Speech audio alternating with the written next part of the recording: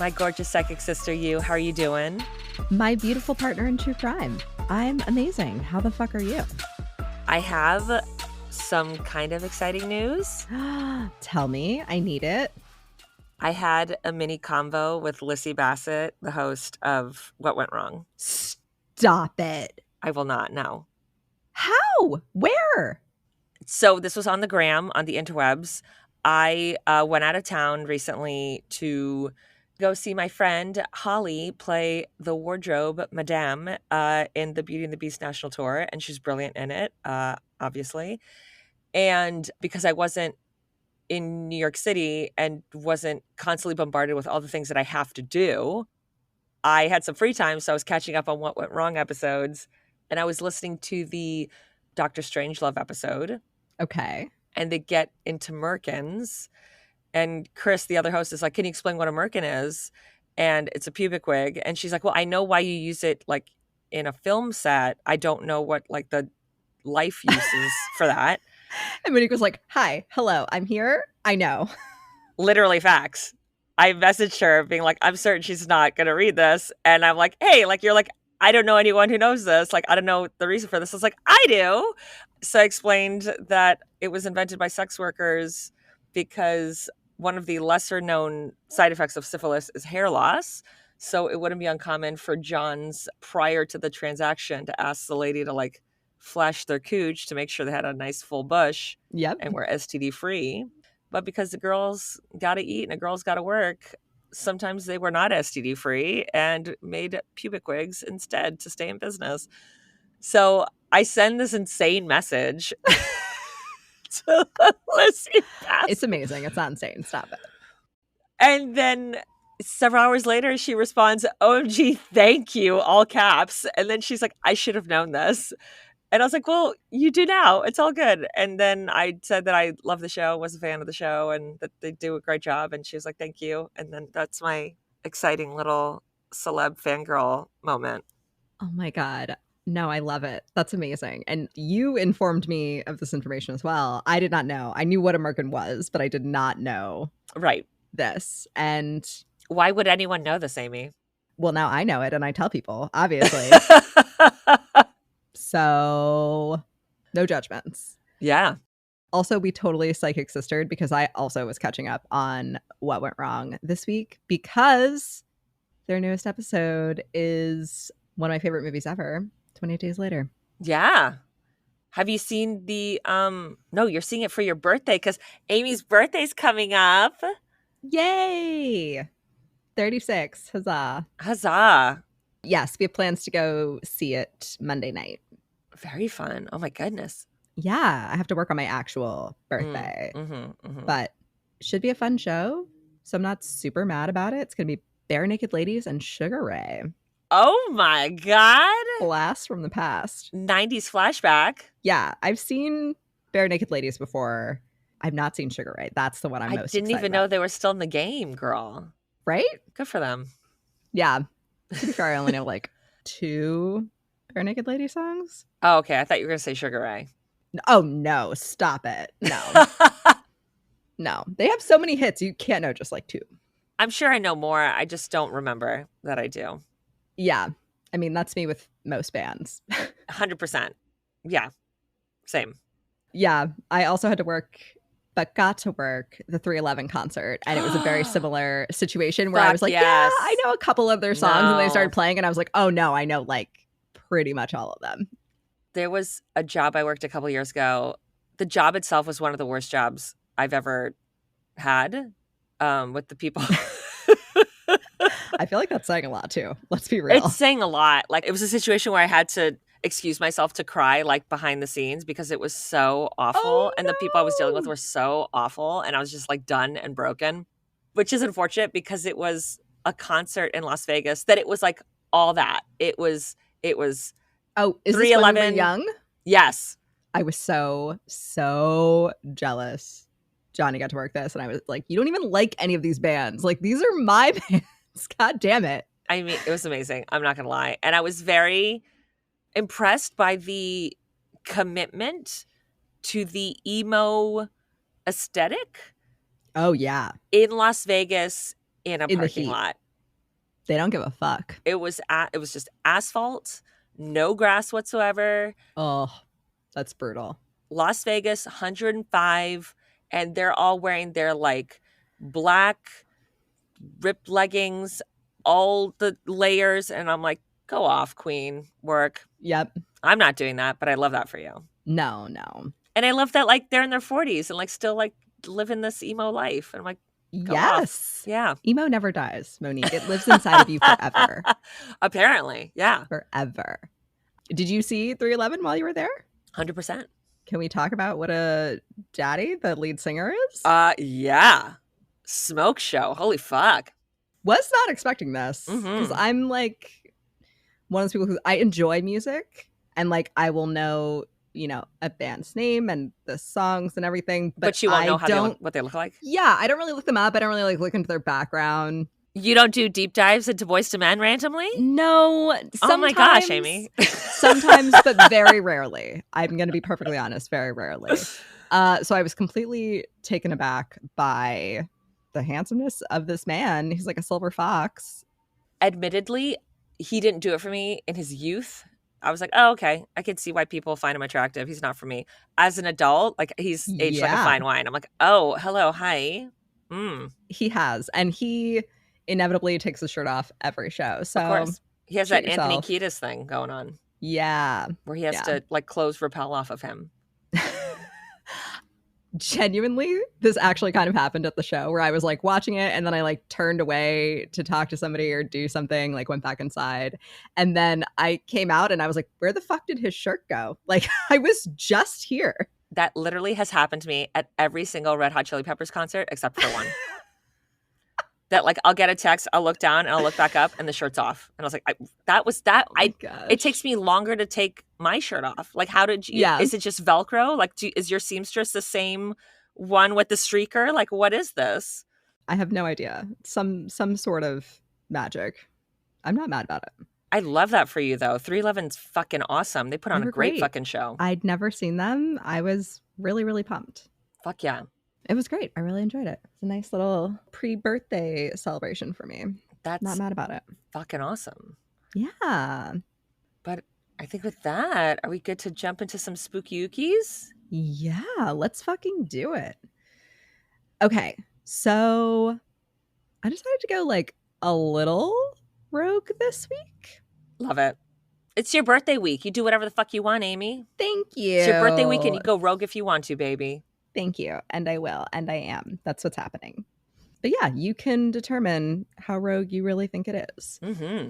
And because it's my birthday week, no surprise here, alien adjacent story. Obviously. Had to. I'm a creature of habit. Thank you. Yes. I love it. So, sources, the 2013 documentary Mirage Men, as well as excerpts from the book it was based on by the same name by Mark Pilkington, excerpts from the book Project Beta by Greg Bishop, The Huffington Post, Discovery.com, The Guardian, Wikipedia, Albuquerque Journal, Albuquerque Tribune, and UFOinsight.com. Which, one note on this documentary, I enjoyed it. I really did. And I don't know if this is just because of the year it came out, that it's been, you know, over a decade. Some interesting creative choices happening in this documentary. For instance, they decided that a necessary camera angle for one of the men, for a brief second, not, you know, the whole thing, was up under his chin, looking into his nose a little bit. Yes, there were also many a B-roll shot in the hotel hallway with the house cleaning cart there, housekeeping cart. And there's no relevance to the story with that. No. Not that I could Incredible. tell. I feel like it's just because they were doing the interviews in a hotel. And like obviously they'd show some footage of UFO conferences that were in hotels. Sure. So like maybe that was it. But like could have showed literally anything else. Could have literally showed the footage of the person being interviewed. Okay. Also incredible. Also ends with one of the gentlemen who was interviewed playing the piano Amazing. and like freestyling a song. Is it good at least? I Love mean, the it. piano playing's fine. It's technically fine. It's weird. It's a weird choice. Anyway, I thoroughly enjoyed it regardless. And I giggled out loud multiple times because I was like, what? Who filmed this? I'm obsessed. Let's rock and roll, baby. Let's go. Paul Benowitz was born in Kansas on September 29th, 1927, and grew up tinkering with electronics as a kid. He said, quote, "I always had a scientific curiosity about things I didn't know anything about," end quote. Paul joined the Coast Guard at 17 and worked as a radio electronic engineer during World War II. He took some physics courses in college and earned his bachelor's degree at Arizona State. He married Cindy Bunch in Phoenix on February 25th, 1949, and the two eventually had 4 children together, 3 sons and a daughter. Paul was also an accomplished aerobatics pilot and guitarist. He worked in television for 8 years with the CBS affiliate in San Francisco, and later as the chief engineer with KPHO in Tucson. In 1956, he moved his family to Albuquerque and started working in sales for Galton Industries. He eventually started his own industrial sales company, but his heart was always in electronics and engineering. So after acquiring the rights for a humidity sensing device from Sandia Laboratories, he and his wife started a company together called Thunder Scientific Corporation in 1966. It was a family-run business, with his wife acting as bookkeeper and his sons, Matt, Brad, and Jeff, all holding management positions. Their lab was right on the border of Kirtland Air Force Base, and for the next 14 years, the bulk of their business was in humidity sensors. These sensors were used to increase the operating efficiency of everything from microwave ovens to military missiles, and the company had many high-profile clients, including NASA, the Air Force, and the Navy. The company was also working on getting a patent for a hearing device that Paul developed by accident while experimenting with another piece of equipment. Their focus was on making unique products, and although they were not considered an electronics giant by any means, Paul was content just being a small, quote-unquote, pioneering company, and with the modest profit they made each year, about $30,000 in 1980, which is about $117,000 today. So I read several sources that said Paul had also earned a PhD in physics. However, according to the book Project Beta, he had been working on his degree, but the company had become so successful that he had to abandon it to devote all of his time to the business. I'm assuming he eventually did go on to complete his degree, although I couldn't find an exact date of when, because that same book states at least twice that he has a master's degree in physics.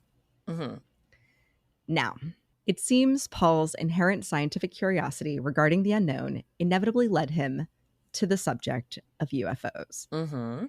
At some point during the 1970s, Paul became a member of a civilian UFO investigation group in Tucson, Arizona, called the Aerial Phenomena Research Organization, or APRO, and occasionally he did scientific consulting work for the group. Then, in the mid-1970s, reports of unusual cattle mutilations began to emerge across the Southwest, which, if you remember, I did an in-depth story on all the way back in episode 14. Damn. It's been a minute. Yeah. Yep. I'm not going to go into a lot of details in this story, but if you want to hear more, go check out episode 14. And spoiler, if you're new here, Amy's stories have been in depth and thorough and wonderful since day one. So get on that shit. Stop. It's true. It's true. You're wonderful. I know. I felt bad because the story was so long. I had to like cut a lot out and gloss over some things. And I was like, because otherwise this would have taken me like 3 full episodes to cover. It's so much information. And luckily you're like, I've covered a little bit of it already. So just go we're good. Reference that. Yes. So Paul became very interested in this issue. Like many others, Paul had his own theories as to the origin of the mutilations, namely that it was the work of extraterrestrials. This was likely in part because reports of strange flying lights seemed to coincide with the mutilations. There were never any animal or human tracks around the carcasses, the blood was seemingly drained from the cattle, and the cuts made to them were described as surgical in their precision, as well as many other odd details. Now, he's obviously not the only one with this theory. The issue became so widespread in New Mexico that on April 20th, 1979, former astronaut turned Senator Harrison Schmitt held a public meeting about the cattle mutilations, which Paul attended. And it was there that he introduced himself to Gabriel Valdez, a highway patrol officer who had been investigating the issue for the past 4 years. Paul gave Valdez his business card and told him to keep in touch. In July of that same year, Paul and his wife Cindy began seeing multicolored lights floating and swooping around the small mountain range inside Kirtland Air Force Base. The lights were flying around the Manzino Weapons Storage Complex, which at the time was the largest underground repository of nuclear weapons components in the Western world. These sightings would continue for the next several months, at least. Sometimes the lights would streak away in the blink of an eye, only to reappear seconds later, seemingly miles away from where they had been before. Using a telephoto lens, Paul took hundreds of photos and thousands of feet of 8mm film of the objects. Mark Pilkington wrote, quote, "While an undoubtedly brilliant scientist, Paul was also, like many brilliant people, a little on the eccentric side, and had reached the conclusion that the lights could only be highly advanced aircraft piloted by extraterrestrials," end quote. After he saw the lights, Paul decided he was going to listen in on what was going on at the base, thinking maybe he could pick up some radio signals about what this thing was. Using homemade receivers, he began picking up strange signals he couldn't explain, which he also believed were coming from the UFOs. And between the photos, video, and the signals, Paul was sure that he had irrefutable proof of something otherworldly. While Paul's theories about extraterrestrials were already well established by this point, his introduction to Myrna Hansen only added fuel to the flame. The following year, on May 6, 1980, state police in Cimarron, New Mexico, received a report from a 27-year-old bank teller named Myrna Hansen. She told police over the phone that she had been driving in northeastern New Mexico late on the evening of May 5th, when she and her young son saw 2 huge, silent objects hovering over a mountain meadow. She described one of them as, quote, "big as 2 Goodyear blimps," end quote. The other was triangular and somewhat smaller. The officer who had taken the call reached out to Valdez about what to do, who in turn reached out to Paul Benowitz. Paul agreed to meet with Myrna, and she and her son arrived at his home the following day. Although he interviewed her extensively, she couldn't seem to get past certain points in her story.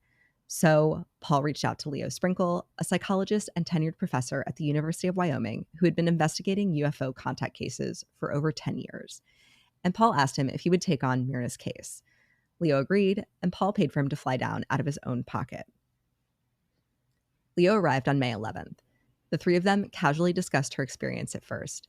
Then Leo suggested they try hypnotic regression to see if they could unlock more of the story. Myrna agreed, but both she and Paul requested that it be done in Paul's Lincoln Town Car, parked in the garage and with the windows sealed with thick aluminum foil.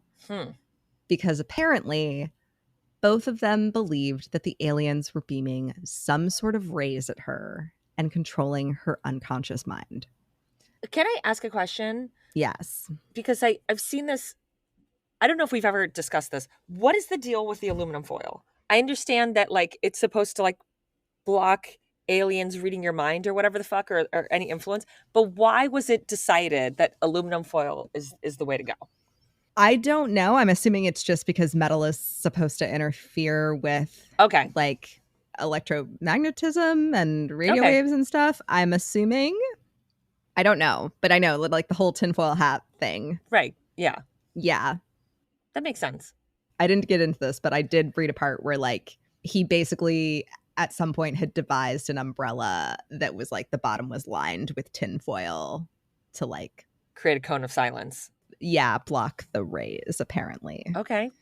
Yes. Paul claimed that he had measured these beams, but there was no additional information on how and what they were or anything else. It literally just said that he had measured them. Got it. Author Greg Bishop said he believes it was Paul who planted this idea of the beams in Myrna's mind. Although Leo was shocked at the request and the reasoning behind it, he agreed since it made them both feel better. Under hypnosis, Myrna revealed that the 2 craft she'd seen had landed and that she'd heard the cattle screaming. She saw a struggling cow being sucked up into the underside of the craft in some sort of tractor beam. Then she recalled being taken aboard, undressed, and subjected to a physical examination by the typical Greys. She said she then witnessed the mutilation of the cow captured earlier. She described being taken to an underground base where the Greys were working alongside humans. She was separated from her son and started running around trying to find him. She said she ended up in a dimly lit room filled with human body parts floating in illuminated vats. What the fuck? Yep. She collapsed in horror, which, correct response, yes, and was eventually retrieved by aliens and taken into another room where some sort of device was implanted in her body so they could monitor and control her thoughts. She was then reunited with her son, and they were both subjected to intense flashes of light, which she believed erased their memories. Then they were returned to their car and gingerly put back down on the road. Although Myrna had expected to arrive home around 9 p.m., according to her, it was almost 1 a.m. when they finally pulled into their driveway. Her son, on the other hand, couldn't recall much except seeing the craft and the screaming of the cows, even under hypnosis. Paul, unsurprisingly, was absolutely obsessed with Myrna's story, because not only did it seem to confirm that extraterrestrials were responsible for the cattle mutilations, he believed it was evidence that his theories on UFOs and extraterrestrials were correct. Specifically, his belief that they were operating some sort of secret underground base. Paul felt the regressions had gone so well that he invited Leo to come back as soon as he could to see if they could uncover more information. But when Leo returned on June 3rd, he said Paul was drastically different. He answered the door with a pistol on his hip and a rifle in his hand, telling Leo, quote, "The aliens could come swarming over the walls at any minute," end quote. He said he needed to protect himself, his family, and Myrna, who he believed was the aliens' prized possession. The second hypnosis session was short and strained, but Leo said, quote, "The stuff that came out during the second session was scary enough that not only Benowitz thought the aliens were a threat, but Hansen felt that way too," end quote. However, they didn't discuss it once it was over, and Leo was on a flight back later that night. I'm sorry. So is the second hypnosis session what you just mentioned, or was it even more fucked up that they don't get into it? They did not get into it. Holy fuck. Okay, because that first one was already fucked up, right? Was nightmare-inducing for sure. Yeah, I don't know. I don't know if I want to know at this point. Yeah, I just want to make sure that I didn't. No, that's what I thought. Literally, yep. Okay. Yep. Nope. It literally just says like, it was that fucked up. We never talked about it again. Yep. Need I say more? Got it. Woof. Okay. On October 24th, 1980, Paul, being a responsible citizen, not to mention an Air Force contractor, finally decided that it was his civic duty to reach out to Kirtland Air Force Base to inform them of the lights he'd seen and the signals he'd recorded. He spoke on the phone with Kirtland's head of secretary, Major Ernest Edwards, who decided to pass him off to Air Force Office of Special Investigations, AFOSI, or just OSI, Special Agent Richard Doty. Doty was ordered to find out exactly what Paul knew and determine if it was a threat to national security. 2 days later, on October 26th, Doty and a colleague met with Paul at Thunder Laboratories. He gave them a tour of the lab and showed them all the photos and videos he had taken, as well as the recordings of the radio signals. And while Paul was occupied talking to the physicist, Doty was taking pictures of all his equipment. Before they left, they asked him if he would come to Kirtland to brief them about his findings. Paul agreed, and on November 10th, he made a presentation to NSA officials about what he'd collected. He showed them the film and the pictures and played the recording of the sounds he'd collected from the base. According to Doty, the second video had depicted something experimental that the government was doing, that Paul had basically filmed a classified object, and the signals he'd recorded had been emissions coming out of the base. Doty claimed the lights Paul had seen were part of an NSA program, but that it was above his clearance level. But of course, they didn't reveal any of this to Paul. Instead, they encouraged him to apply for a grant to continue his research, which he did. And apparently they helped him with all the paperwork and everything. The grant was approved, and Paul was awarded $75,000. Through this, the NSA earned Paul's trust, since he was essentially one of their employees now, and also allowed them to keep an eye on him. But apparently that wasn't enough for them. And after that meeting, the NSA and the OSI decided to organize a disinformation campaign against him. Doty was ordered to befriend Paul and actively encourage his beliefs that these craft and signals were extraterrestrial in origin. And if you thought Myrna's encounter had added fuel to the flames of Paul's paranoia, Doty's actions turned it into a full-on inferno. Doty said it was very easy to convince Paul since the foundation was already there. Doty confirmed that the government was in contact with extraterrestrials and showed Paul forged documents that backed up his claims. And with no reason not to, Paul believed him. Based on his observations, Paul was convinced the UFOs were coming from somewhere nearby. So he went up to Archuleta Peak in northern New Mexico around Dulce, which also happened to be a hotspot for cattle mutilations. Mm-hmm. And since Paul was a pilot, he started flying over the area to investigate. Paul saw things and filmed things while he was up there that Doty said, quote, presented a problem for us, end quote. Because what he was filming was actually a secretive military installation that was training commandos. But Doty led Paul to believe that aliens had constructed a secret underground base there instead. Wait, what? Girl, it's insane. They went so far as to put a bunch of props there, then had Doty take him for a helicopter ride over the area where he pointed out the props, telling Paul he was right and that they were evidence of UFO crashes. Why? We're gonna get into it. Okay, because this is a lot of work and money and effort and all the things. We're not even really scratching the surface Okay, of got it. how Okay. much they're going to get into this. Basically, though, so this is like height of the Cold War.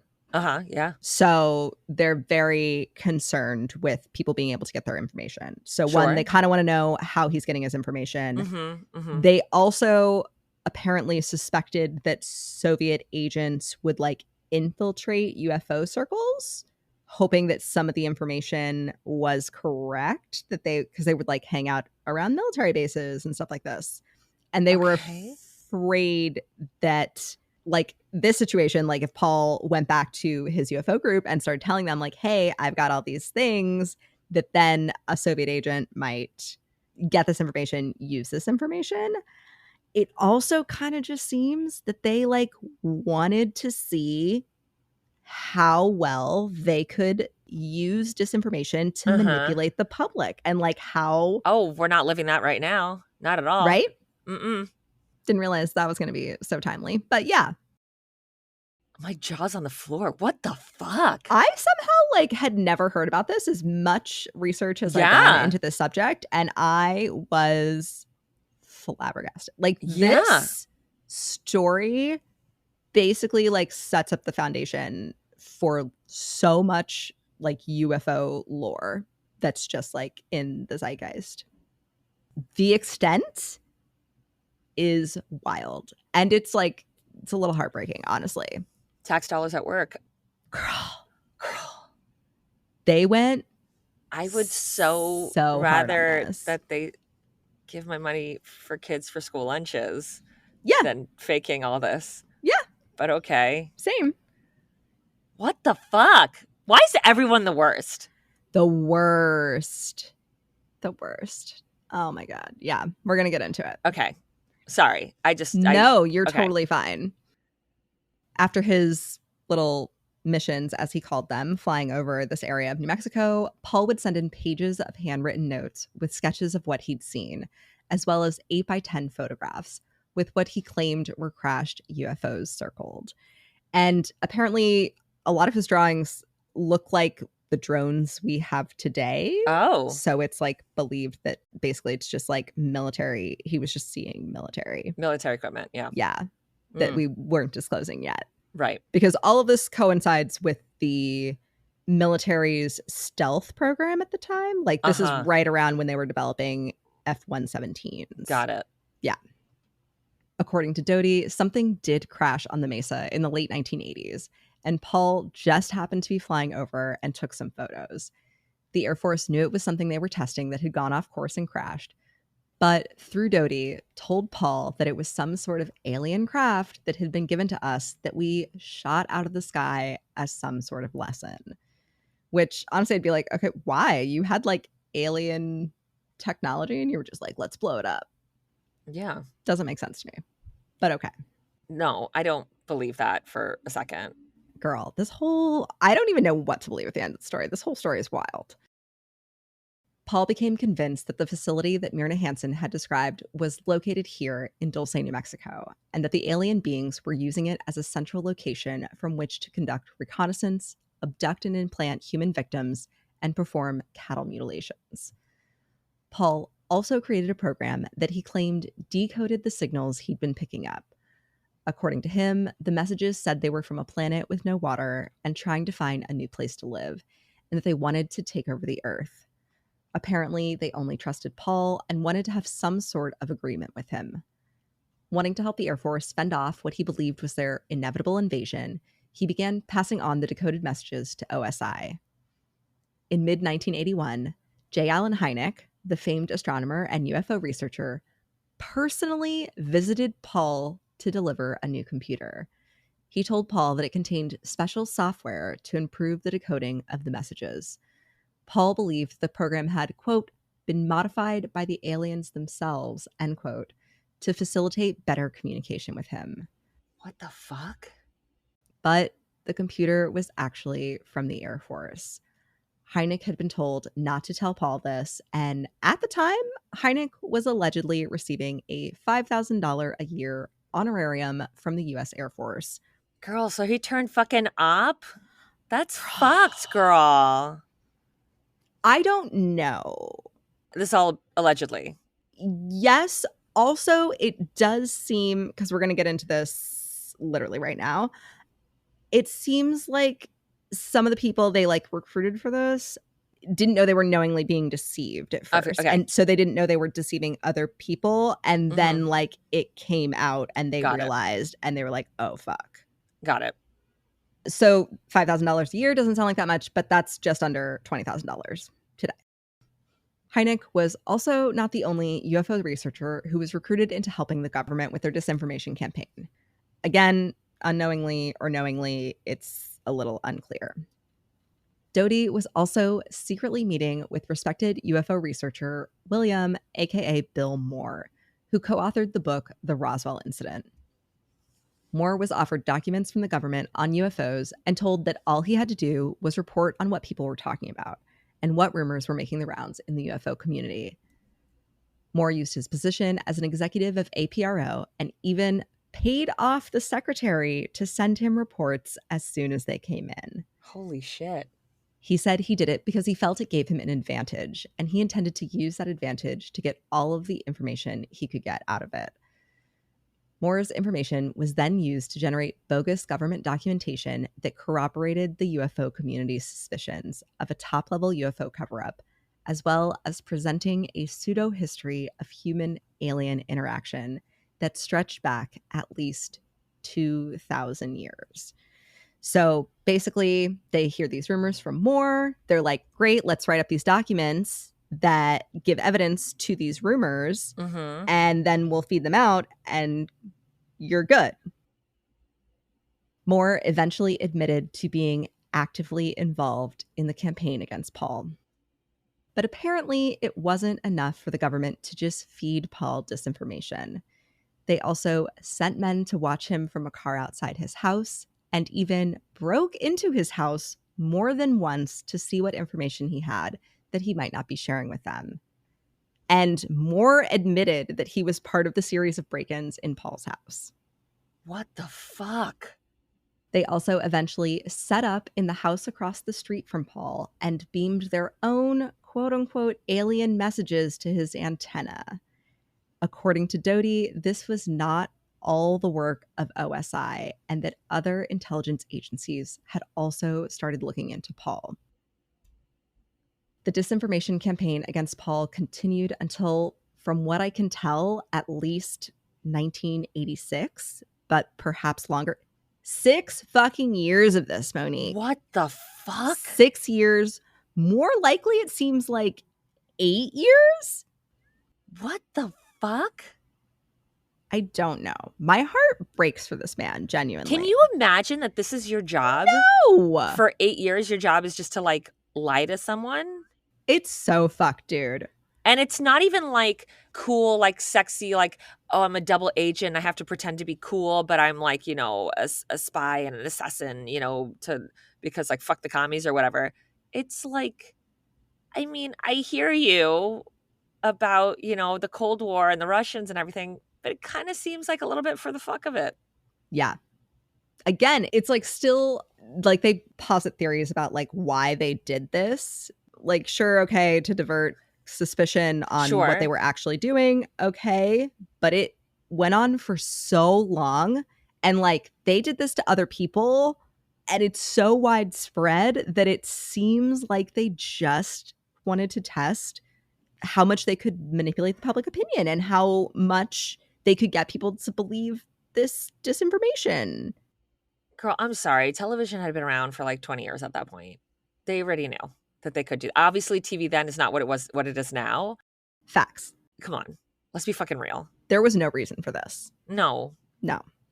Also, someone in the documentary points out, like, if he was stumbling onto these secrets, he was a patriot and like fought in World War II. Like, he obviously came to the government to be like, hey, I want to help you. Yeah, to be like, hey, I'm seeing these things and I'm hearing these things, and like, I'm like worried it's, you know, UFOs. I'm going to sell this shit to the Russians unless you give me $1 million or whatever the fuck. They literally could have just been like, look, you are getting classified information. You are like dangerously close to unveiling classified information. You need to cease and desist. Otherwise, you are a threat to America's national security. And I feel like he would have just been like, okay, my bad, guys. Yeah. I don't know. I hate everything about this. Oh, Monique, you're going to hate it more. Oh, God. Okay. We're also recording this right after 4th of July, which is hilarious, by the way. America. So, in the 6, possibly 8 years this was going on, Paul's paranoia grew more and more intense, and he began to lose touch with reality. But I don't even think it's fucking paranoia. People are breaking into your fucking house. Yes. But he thinks it's like all aliens. Right, because they're like explicitly telling him so. Yes. It's hate fucked. This. It's so I want to fucking turn this goddamn table over. Girl, I get it. Again, this is like an alien story, but like not an alien story somehow. It's about just like how the government's super fucked up and will like do super fucked up things, especially in the 80s. Girl. It's wild. Paul believed that aliens would come to visit him at night through his wall and inject him with something that would make him get into his car and drive out to the desert. According to Greg Bishop, there were injection marks on his arm, though, which then like gives me a whole thing of like, okay, so was the government coming in and injecting him with something? Like, what is happening in this fucking story? I don't know. I think so. And then I think that's one of those things that they can just be like, look, he's a druggie. He has track marks. You can't believe anything he says. Yep. And that they just did. And like, as conspiracy theories this sounds, the government has a history of doing this shit. Yeah, it's not unknown. Yes. Correct. I hate this. I know. Oh my Girl, gosh. same. Girl. Paul believed that there was an extensive network of UFO underground bases, not just the one in Dulce, that the aliens were evil and wanted to subjugate mankind, that we were being controlled by beams, and that hundreds of thousands, if not millions of people had been injected with alien implants. At one point, he even requested that the Air Force give Myrna an X-ray to locate her supposed implant. According to the book Project Beta, an object was visible exactly where Paul said it would be, but the doctors believed it was a natural growth and didn't pursue it any further. Myrna was also subjected to hypnosis by an Air Force psychologist, and according to Doty, she described and drew one of their facilities at Manzano in great detail. Quote, she even knew what the elevator looked like, end quote. What is up with the elevator that that's such a specific detail? I don't know. And Because that an was, elevator is an elevator. thank you. I thought the same thing. I was like, do they have like a crazy elevator in Is there? this Of like a like, Wonkavator? Like yeah, what I don't is it know. that they're like, Shiva knew what the fuck the elevator looked like, guys? It's like, okay. Is it just like a room that goes up and down? It's like, look with the sliding doors, the buttons. Yeah. Like, pretty sure we all kind of got that. Yeah. I guess apparently not if they're freaking the fuck out about it. I don't know. Right. This was a very weird detail for me because, like, okay, so she, under hypnosis, remembered that she went to this quote unquote alien base, but it wasn't really an alien base. It's the US military's Their base. base. I read a theory, I don't remember which book or if it was in the documentary, that she somehow like astral protected Uh-huh. during whatever happened to her and that she actually did somehow see the space. I don't know. Okay. I don't know. There are some very weird details of the story that I feel like I couldn't leave out, but I don't really know what they mean or what it doesn't really prove anything. So I don't know. I'm just including it. Doty eventually realized that their disinformation campaign had worked too well and that they had caused Paul to lose touch with reality completely. Doty said, despite everything, that he considered Paul a friend, a quote, very wonderful person, end quote, and had apparently at one point told Paul that he needed to stop. But Paul wouldn't let it go. And according to Doty, at this point, although it's unclear when, they ended the investigation and, quote, ended every involvement with Paul Benowitz, end quote. Doty claimed that he found some of his orders personally distasteful, but still carried them out regardless. Again, the timeline is not super clear on when this happened, but Doty said he eventually told Paul everything they'd done, that they'd purposefully misled him as a, quote, sanctioned counterintelligence operation, end quote, and that they told him it was UFOs because they didn't want him to know that he tapped into something classified on the base. Why would he believe them? Exactly. Which is For my 8 next years? line. Why would he believe them? Paul didn't believe them. According to Doty, Paul said, quote, "You don't have to lie to me. I know it's UFOs." And Paul was so convinced of his findings that he wrote letters to APRO, to local politicians, including the senator of New Mexico, to former astronaut Harrison Schmitt, and even to President Ronald Reagan himself, warning them of the alien invasion. And in early 1988, Paul Benowitz wrote a paper titled Project Beta, detailing how the alien base might be successfully attacked. But in August 1998, Paul's paranoia and insistence on a secret alien agenda got so bad that he began accusing his wife, Cindy, of being in control of the extraterrestrials. Yes. And he eventually barricaded himself in their home with sandbags. After that, his family decided to check him into a psychiatric facility where he was held under observation for a month. Apparently, when Doty went to visit him, Paul didn't even recognize him. After Paul was released, he turned the business over to his family and stayed out of the public eye, and eventually passed away in 2003. Although Paul obviously suffered the brunt of the US government's disinformation campaign, they targeted more than just Paul Benowitz. Investigative journalist Linda Howe, who began investigating the cattle mutilations in New Mexico and produced a documentary about them in 1980 called A Strange Harvest, was also given falsified, classified documents by Richard Doty, which she initially believed to be true. And he like brought her to the base and all this fucking bullshit. I hope Paul is like poltergeist haunting the fuck Oh my out God. of these people and just terrorizing the fuck out of them. Me too. But I also hope that he just Has rest also and just passes on and has peace finally after literally being brainwashed by the government. So fucked, dude. So fucked. I hate this. According to Doty, these forged documents came from the OSI's office in Washington. He had read them and said, quote, "I realized that some of the information contained in there was real," end quote. But he knew you have to give some real information in order for it to seem credible. It's unclear what the quote-unquote real information was, though. That being said, there are some wild-ass things apparently in those documents. The foremost being the ancient alien theory is like correct, and that aliens came here and did genetic experiments with primates and made Homo sapiens. And we'd know that because of why? The aliens told us, obviously, Okay. Monique. Got it.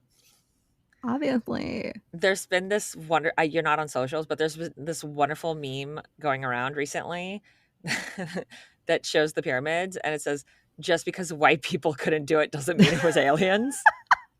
And I'm like, you know what? I love it. Facts. Facts. I only mention that because, one, it sounds so insane and extreme. But Dodi in the documentary does have a quote about usually the thing that's real is the most insane thing that doesn't seem believable. Because when they disprove everything else that it's not true, then obviously the most insane thing's not true. Which then I was just like, what the fuck does that? What are you implying, sir? I mean, I have heard that information would be leaked with like fake information, but it'd be real information also, to be like, see, all of this is nonsense. Yes.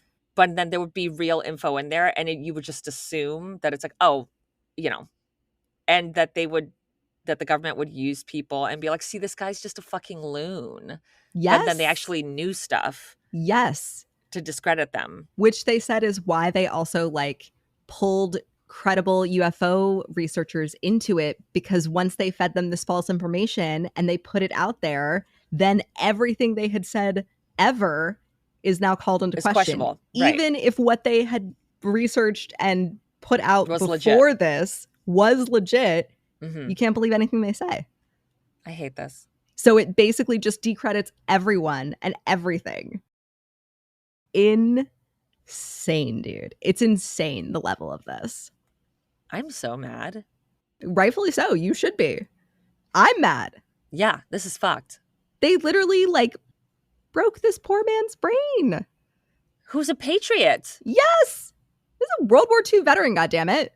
Show some goddamn respect. Yes. And he was like just trying to do the right thing and like help them out. And it's so fucked, dude. Linda Howe eventually went public with Dodi's name and claimed that she had been deceived by the OSI. The forged documents given to Linda eventually formed the basis for the Majestic 12 Papers, an alleged secret committee of scientists, military leaders, and government officials formed in 1947 by an executive order by U.S. President Harry S. Truman to facilitate recovery and investigation of alien spacecraft, which is believed to be Roswell. Right. It's also believed that Dodi had a hand in releasing information regarding Project Serpo, an alleged top-secret exchange program between the United States government and an alien planet called Serpo in the Zeta Reticuli star system. The project claims that 12 American military personnel visited the planet between 1965 and 1978.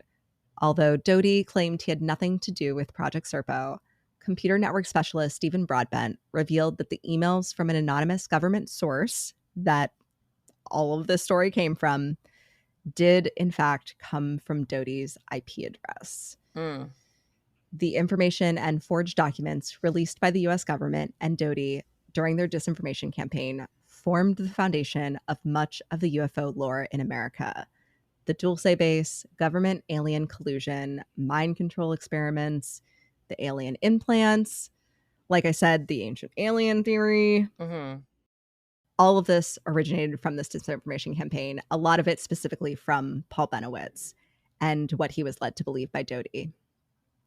Dodi eventually retired from the Air Force, but continued to engage with UFO researchers and documentarians. And apparently there's like a lot of footage of it in the documentary. I don't know if it's more recent footage, but he's just like hanging out at UFO conventions, which like, fuck bro, you. Get the fuck out of here. Fuck You're not you. welcome. You can't sit with us, okay? No. I hate it. But despite all the lies he fed Paul, apparently there may have been a kernel of truth in there somewhere. Dodi said, quote, "There's probably about 80% of false information being presented, about 20% of factual information. Unfortunately, the UFO community doesn't know which is which, end quote. Doty claimed that he was selected to participate in a special access program within the counterintelligence community. During the presentation, Doty said they were briefed about the US government's involvement with extraterrestrials since the late 1940s. He claimed they were shown a film from the late 40s or early 50s of a recovery operation from Roswell that showed crashed debris, extraterrestrial bodies, and even a video showing a live alien sitting in a room talking to people. I'm sorry, why would you believe a single fucking thing that comes out of this motherfucker's That's mouth? literally going to be my last sentence of this. He's a liar. You lied. You lie. Your credibility is shot forever, dude. Correct. I would have him on a banned list that he couldn't even buy a fucking ticket to one of these conventions. Girl. Fuck you. Do you want to know the worst part kind of? Is really I don't even know how it can be worse. He used to be a consultant for the X-Files. Literally got paid to work on the X-Files. Don't you want to punch this guy in the fucking face? I hate him so much. He literally drove a man insane. Die in a fire. Yes. You got to work on the X-Files? Fuck you, dude. Fuck you so hard. You. I hate it. I hate everything. Burn it down. Yes. Burn it down. According to Doty, the narrator of the film talked about the continuation of a connection between the United States government and extraterrestrial civilizations. Quote, I was not sure if it was real, if they presented it to us for some reason, maybe some kind of psychological conditioning. I don't think I initially believed any of it. But after the film was over with, an Air Force colonel in uniform then started talking about the operation, the program, and how the United States government progressed from the early days to now, which was the late 70s. And then the more he spoke, the more I realized that what I saw was real. This guy wouldn't be standing here talking to us, briefing into this high-level program if it was a hoax, end quote. When the government apparently tried to discredit him on something, Doty claimed he went to them and said, quote, you're telling everybody that it's not real, and I know it's real, and you know it's real, and all these other people know it's real. So I'm going to tell the public what I know about it. And the government basically said, do what you got to do, end quote. But this is coming from Doty saying that that's what the government said. Yes. Yes. Girl, I hate it so much because this man lied so much that you can't believe anything he says anymore. I don't believe that's his fucking name. Honestly. Oh my God. I so need much. to see your fucking birth certificate, you piece of shit. I don't believe a single fucking thing that comes out of your fucking mouth. Correct. Because we've been burned too many times, bro. You lied about literally everything. And then to be like, oh, I destroyed these people's lives. Whatever, no big deal. Yes. Linda Howe, and I think we all agree, said, quote, nobody knows exactly what the truths are, end quote. And at this point, can we ever really trust anything Doty says? No. No. And that is the story of Paul Bennewitz and the U.S. government's disinformation campaign that drove him to madness. Poor Paul. Poor Paul. His family literally had to hospitalize him. He thought his wife was controlling the aliens. That's how badly they fucked with this man's mind. I hate all of this. I hate all of this. And especially, this is a shit that you hear a lot with the government, that they take these people who have served their country, who've put their lives on the line for you. And it's like, you know what? Why don't we fuck with them even more? I cannot. Flames on the side of my face. I'm so fucking mad. Absolutely infuriating. I don't remember where I read this, but it's not so much that he believed in UFOs. Yes, he believed in them before he got involved with the government, but it's that he believed in his government. That was really his downfall. He believed that, of course, they're telling him the truth. Why would they lie to me? I literally put my life on the line for them and for my country. So fucked, dude. I'm so mad. Correct. You should be. I don't even know what to say. I'm so fucking mad. And then that homeboy is just raking it in and is a hero at these fucking, fuck you. Yeah. Again, you got to work on the X-Files? Go fuck yourself. And he's just chilling. Just raking in cash, being like, yeah, I know what's up. Yeah. I lie about everything, but I'm the one who knows what's up. Get the fuck out of here. It's so infuriating. No, I feel so bad for Paul. I can't believe I never heard any of this, and basically like calls into question Everything. kind of everything about like UFO and alien lore in America. It's wild. I wish the most brutal UTI on Dodie. I love it. Kidney stones. Kidney Fuck you. stones and UTIs. Fuck There you. you go. I hate you in every way. You're a terrible person. Yeah. Doesn't like ever apologize or anything? No, why would he? No. He didn't do anything wrong. Seems like he feels a little bad, but like not enough. Girl. Like this would wreck me emotionally if I had done this to somebody. Because you're not a piece of shit, Amy. It's insane. Poor Paul. Poor Paul. But yeah, I don't know what to believe. Because like, again, Dodie basically came out after the fact and was like, I mean, a lot of it was real. We just like made everyone believe it wasn't. But now I don't believe anything you say, dude. So No. fuck you. I'm going off of anyone who's not him. Yeah, I'll take that. Yeah. I'd never heard of this, obviously. You did an amazing job, as per usual. And Thank you. I hate Dodie. He's a piece of shit. He's awful. A plague on his house. So yeah, kind of an alien adjacent story, Mhm. even though it makes it all seem like it's bullshit, which I don't like. Yep. But that's where we're at.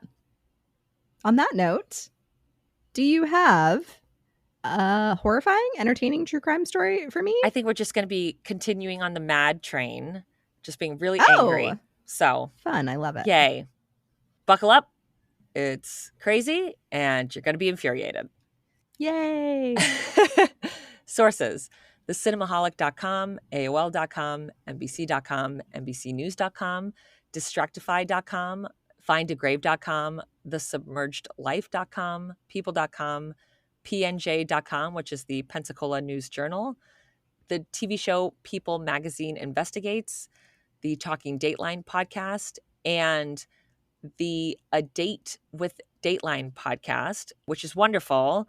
But apparently, even though there will be seasons on Dateline available to watch, some seasons are just like a handful of episodes that are available, and then you can't find episodes anywhere. Yes, I've had this problem. So yes. I had this problem. So I had to listen to A Date with Dateline where they recap Dateline episodes. So there's some things that are not super clear because I'm hearing them secondhand of two people recapping a Dateline episode. I love it. So let's get into it. Sherry Lynn Panzer was born on February 12, 1967 in San Diego, California. She was the second of 4 children.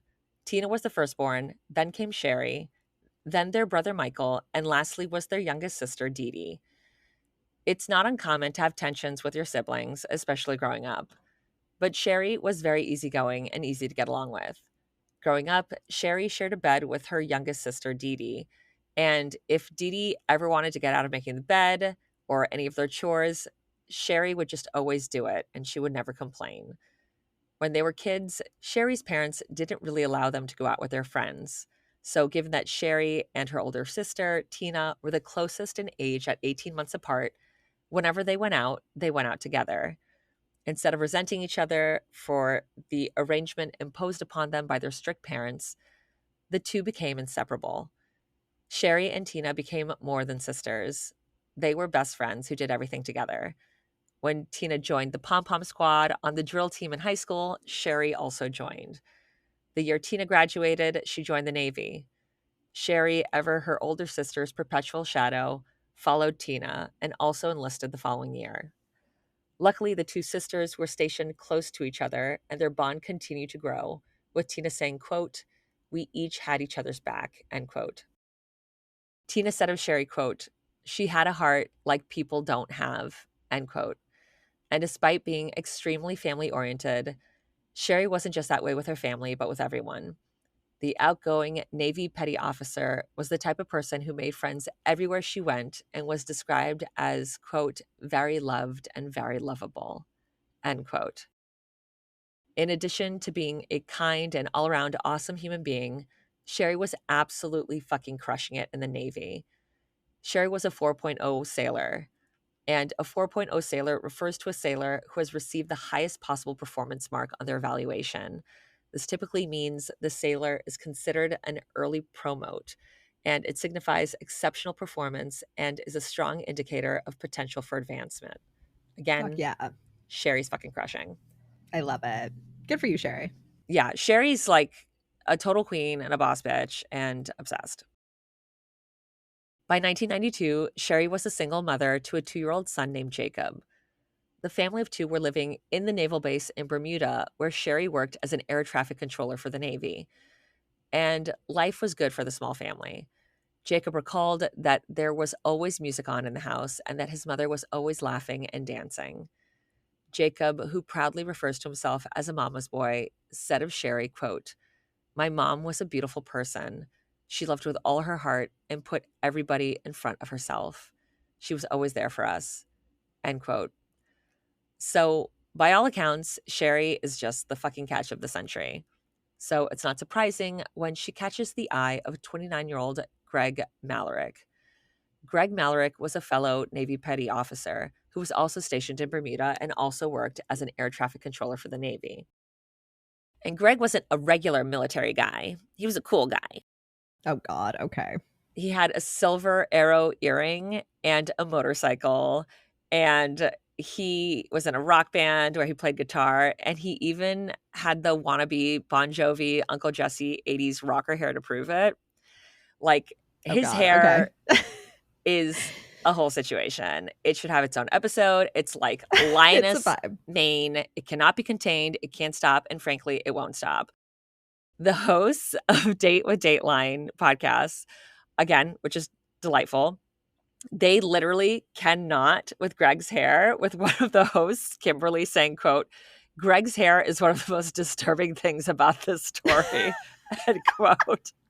And she's not wrong. Savage. I love it. She's not fucking wrong. Like, as this, because the story takes place over many years, and when you see the pictures of his hair, it's like wild. There's like a feathered like Faradoo. It's a whole situation. Okay. And they drag Greg and his hair a lot, which 1 is hysterical, 2 accurate, and 3 warranted because, spoiler, Greg fucking sucks. Oh, God. Shocker to no one, I'm sure. Mm-hmm. So Sherry meets Greg, and the two are smitten kitten. In addition to both working as air traffic controllers for the Navy, they also bonded over both being single parents. Not only that, Greg's son, Greg Jr., was only a few months apart from Jacob. So when Sherry and Greg started dating, Jacob felt like he had a built-in best friend in Greg Jr. Soon, the two boys started seeing each other as brothers, and just like Sherry and her older sister Tina, Jacob and Greg Jr. always had each other's back. And Greg became a father to Jacob. He would pick him up in his motorcycle after daycare and take him fishing. He taught Jacob how to ride a bike, and the way Greg was with her son made Sherry love him all the more. Sherry, for her part, also became very protective of Greg Jr., and he became her son, and she became his mama. However, when Sherry introduced her new beau to her family, Tina and her husband Jeff, who was also in the military, were not here for Greg. They said that the first time they met him, that he was very standoffish and came across as being obsessed with money. Tina and Jeff, who clearly know what time it is, thought that this was 99% off at the Red Flag store. But they also saw how much Sherry loved him, so they supported her and didn't say anything. In 1994, 2 years after meeting, Sherry and Greg got married in Sherry's family home in Augusta, Kansas. Not long after, the blended family moved to Cantonment, Florida, a military town on the outskirts of Pensacola. I was like, I don't know where that is, weirdly, No. but then you said Pensacola, and I was like, Panhandle. I have no idea what's going on over there. Literally same. I was like, I've Literally never heard fucking of this same. town. It kind of seems like if you're not in the Navy, you wouldn't. Okay. Or like I'm not in the Navy, so I or like don't. obviously, Yeah. or like a like a Navy kid or a Navy spouse, you wouldn't know. Okay. Tina and her husband lived nearby, so the besties were back together again. Jacob recalled the early years of his mother's marriage to Greg were really happy. However, it appears that Sherry and Greg wanted to have their own Brady Bunch situation. So the couple had 3 kids in rapid succession. Oh, Girl. No. That's so much work. Why are you making more work for yourself? By the year 2000, there were 5 kids in the Panzer Malaric home. Jacob and Greg were 10 years old. Then there was Jamie, who was 6, Jay, who was 4, and Tara, who was 2 years old. But Sherry was a super mom. She was the type of person who had meals prepared a month in advance and made homemade birthday cakes for the kids every year. She was big into getting the kids into sports and knew all of their schedules by heart, of which one to take to soccer when and what time to pick them up. She also helped them focus on their schooling and drilled into them the importance of getting an education and going to college. Given her experience as an air traffic controller, Sherry was highly organized and well suited for high stress environments, whether they be an air traffic control tower or a house full of children. But I think what it really comes down to is that Sherry was one of those women who was born to be a mother. She loved being a mom and she was fucking great at it. Apparently, like everything else, she's just fucking crushing it at everything she does. And Jacob, for his part, loved his siblings and loved being an older brother and the responsibility that came with that of protecting his younger siblings, saying, quote, I felt like I was meant to be an older brother, end quote, which is very sweet. That's so sweet. However, the dynamic in the family changed when the family grew. Jacob said, quote, this was kind of a shock to the family system, right? We went from being a very small group to a very big group pretty quickly. So from 1 kid, 2 parents, to 4 kids and a newborn, end quote. Yeah, who did that? That was you. Girl. As a result, the adults were in a near constant state of exhaustion and overwhelm from being outnumbered by the kids. Again, yeah, that's how that's going to go. But while Sherry seemed to handle it like a pro, Greg decided to handle it as poorly as possible and started being abusive to the kids whenever Sherry wasn't around. What an asshole. Uh-huh. That's not helpful to anything. Nope. Honestly, just fuck off instead. Like, if that's how you're going to be, just go. I'd rather you not 100%. be here. Yeah. And like I said, he's doing this when Sherry's not around. So she's thinking What like a Greg's the piece of tits. shit. Mm-hmm. Jacob, who it's worth noting is the only child who's not biologically Greg's child, appeared to get the brunt of Greg's wrath. Yeah, with of one course. incident where Greg force-fed Jacob cayenne peppers as punishment to a child. Stop. Yeah. No, that's torture. Mm-hmm. Mm-hmm. But Jacob would take it because he would rather that Greg wild out at him rather than his younger siblings because he wanted to protect him. That's so sweet. No, I already hate this. Mm-hmm. While it's unclear, it seems that Tara wasn't subjected to any of Greg's abuse. She was the youngest and was very clearly Greg's favorite. He spoiled her growing up, and she was the closest to him of all of the children. And like I said, he never did any of this in front of Sherry, but because this fucking train is never late, he started becoming very controlling of Sherry, forbidding her from wearing makeup and, oddly enough, using hairspray. Well, he needed it all for himself, obviously. Monique. Obviously. There's only so much to go around. I can't have you using hairspray. No. Have you seen this mane? Yeah. Like this Farrah do? This requires product. This requires work. Yes. And demanding that she be submissive to him. And because Sherry had always been the peacemaker, she did as she was told. No. Mm-hmm. So Sherry and Greg were still both actively in the Navy at this point, and it was around this time that Sherry was offered a year-long assignment in Greece. And Sherry obviously didn't want to be away from her family for a year, but the Navy told her that if she took the year-long deployment, they wouldn't deploy her again for a very long time, and that she would be able to basically be with her family in one place. However, if she turned down the assignment, they were just going to keep sending her away on various deployments. That's kind of fucked. Mm-hmm. But that's also like, that's the gig. Yeah. You know? Yeah. So with a broken heart, but believing that this was best for her family, Sherry agreed to go on the year-long assignment to Greece, leaving behind her husband and 5 young children. She is not aware of the abuse at this point, correct? No. Oh, no. It is not clear to me that she was ever made aware of the abuse. Okay. So while Sherry was in Greece, a fellow Navy employee who worked at the same air traffic control center as Greg and Sherry started coming over the house to babysit for the Panzer Malaric kids. Her name was Jennifer Spone, and Jennifer began spending even more and more time at their home, even when there was no babysitting to do. And she even started sleeping over. There was an incident where Jacob recalled coming out of his room and found his stepfather and Jennifer, aka his babysitter, laying on the living room floor together, sharing a bottle of wine and quote unquote canoodling. And as soon as the adults noticed the boy had caught them, they quickly separated, and Greg yelled at Jacob to go back in his room. And while Jacob technically didn't see anything inappropriate, he knew that something was off. However, Jacob was too scared to confront his stepfather, probably because he was an abusive piece of shit. And he didn't say anything to his mom once she returned from Greece because Jennifer had stopped coming by to the house. So Jacob figured that nothing was going on, but put a pin in that. Important to note that while Greg and Jennifer were having this affair, Jennifer is fucking married.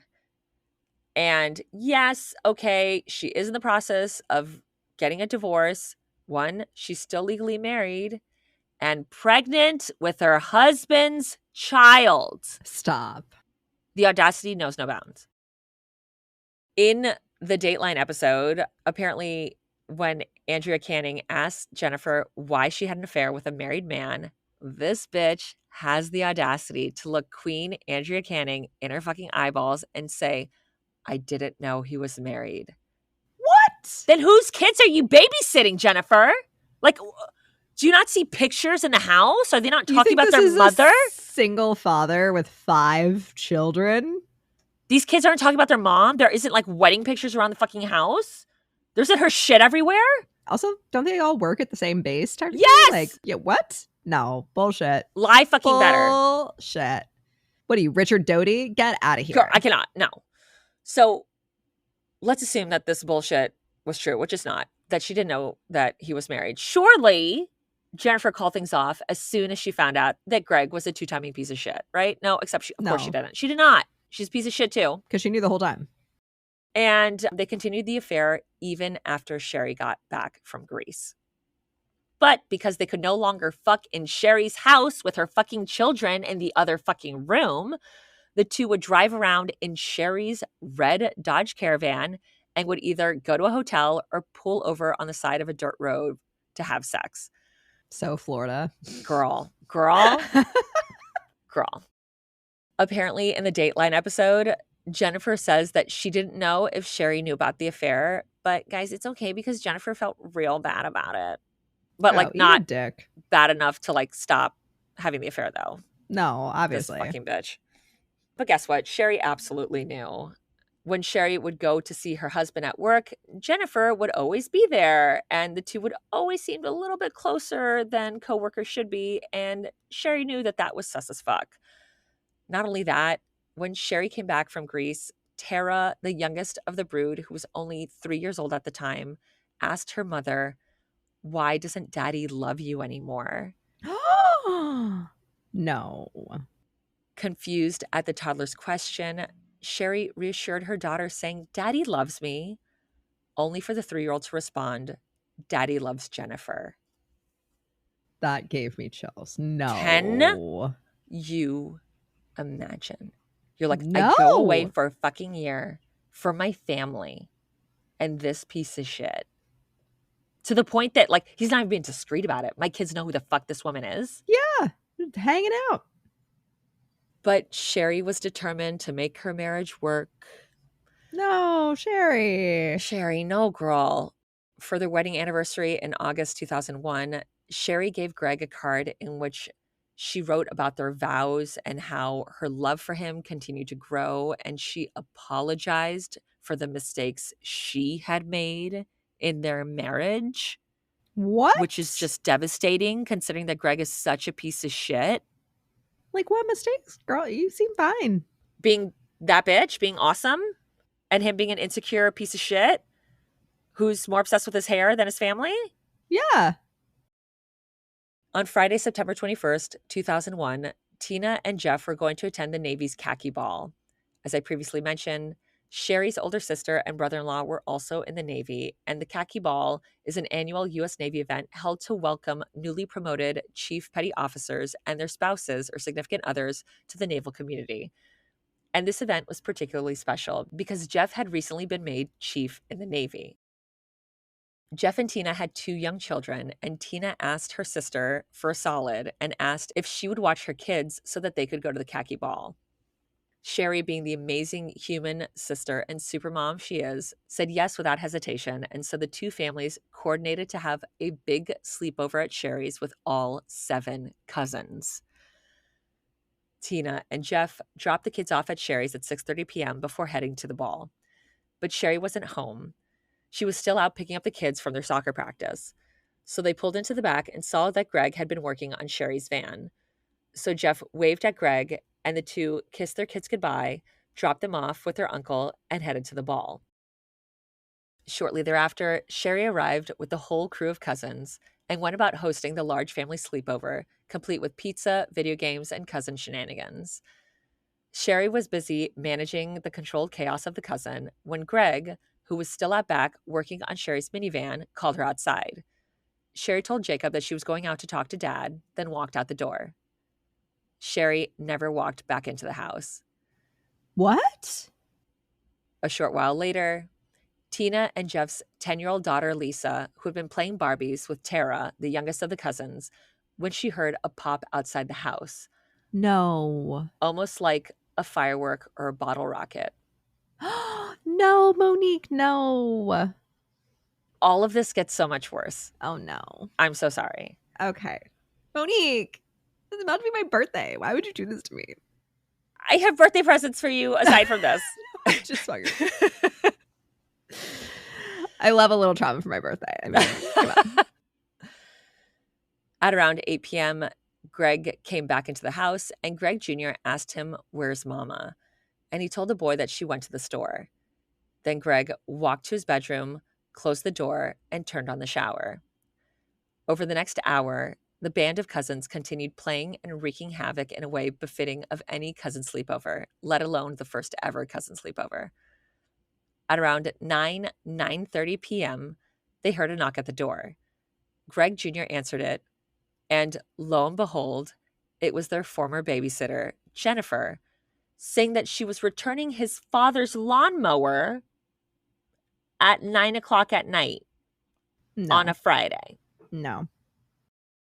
Greg Jr. got his father, and the 2 went outside to get the lawnmower, although it was the 11-year-old who was tasked with taking the lawnmower to the shed by himself.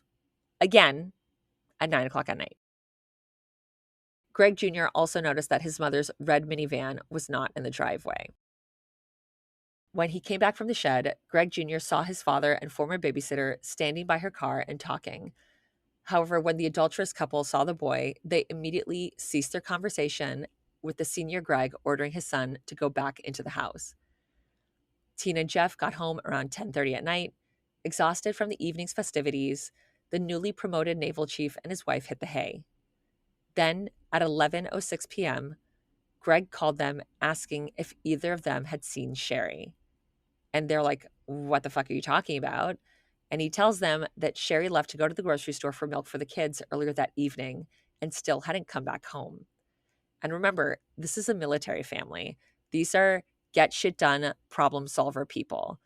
This is literally an all hands on deck situation. So immediately Tina tells Greg, quote, "Hold on, I'll come over and I can stay with the kids and you can go look," end quote. And Greg's like, no, don't come over. I'm going to make some phone calls, end quote. Suspicious. Okay. Mm-hmm. So the 2 go back to bed, but at around 6 a.m., Greg called them again in a panic, saying that Sherry never came home. Jeff said, quote, "I knew without a shadow of a doubt something's wrong," end quote, with Tina echoing the sentiment, saying, quote, "Sherry was a 4.0 sailor. She wouldn't just disappear.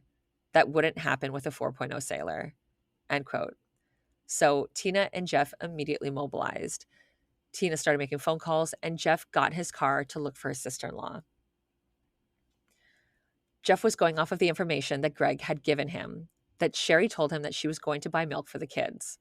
There weren't too many grocery stores in that area.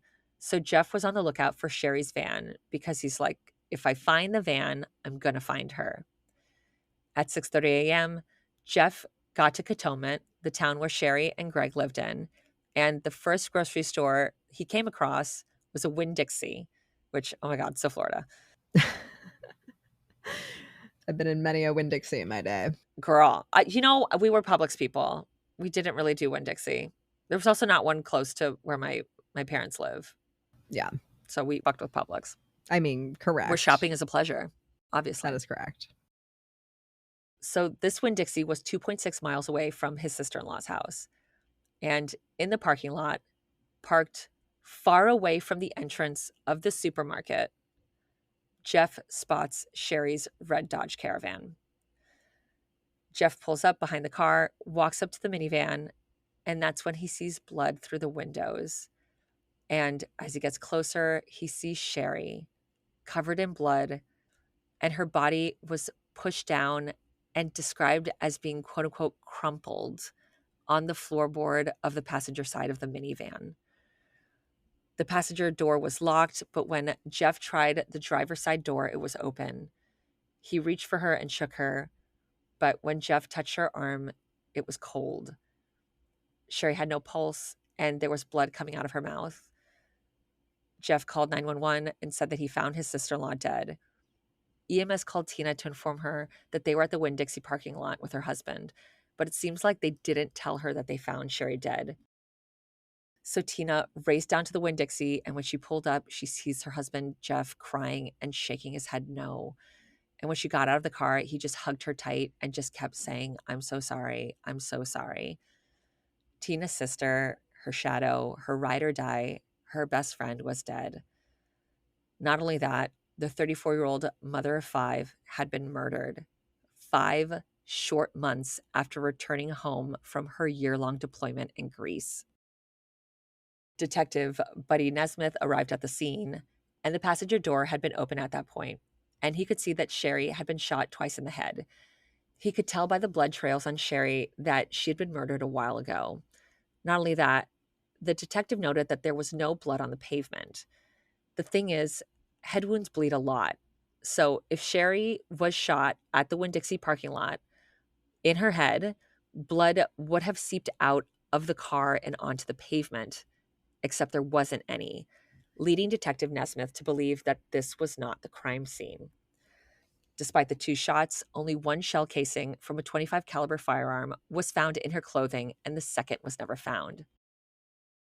Sherry's rings and CB radio were missing, as well as her purse. And while on its surface it looked like a robbery, why would you shove the body into the floorboard? The detective theorized that the perpetrator was probably someone she knew and who was trying to hide her body to conceal the crime. So this is 2001. There were no cameras in the parking lot of the supermarket, but there was a Winn-Dixie employee who claimed to have seen a man and a woman arguing in the van. However, he was saying that he couldn't tell what they looked like, that he only saw people's shadows, that he couldn't see their face. These motherfuckers. So the detective interviewed Jeff and Tina and flat out asked them if they thought that Greg could have anything to do with this or could have done this. And Jeff said no, that Greg was a family man and that he didn't think he was capable of killing her. Tina, on the other hand, felt an internal struggle when posed with a question. She said, quote, Sherry confided in me something that she didn't want me to tell. She's not here. Do I still have to keep that confidence? And like when I was watching this, I was like, no, you don't. You do not. When someone has been murdered, no, especially if it might help solve her murder. Yeah, no, you tell them everything. Thank you.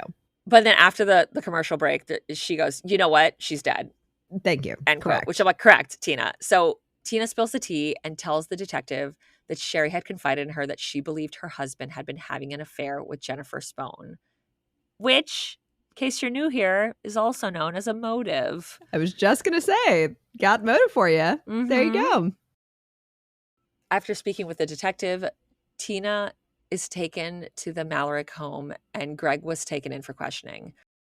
And Tina was tasked with the unenviable job of telling Sherry's kids what happened to their mother and aunt. Because No. remember, Tina's kids are there too because they were all staying there for the big cousin sleepover.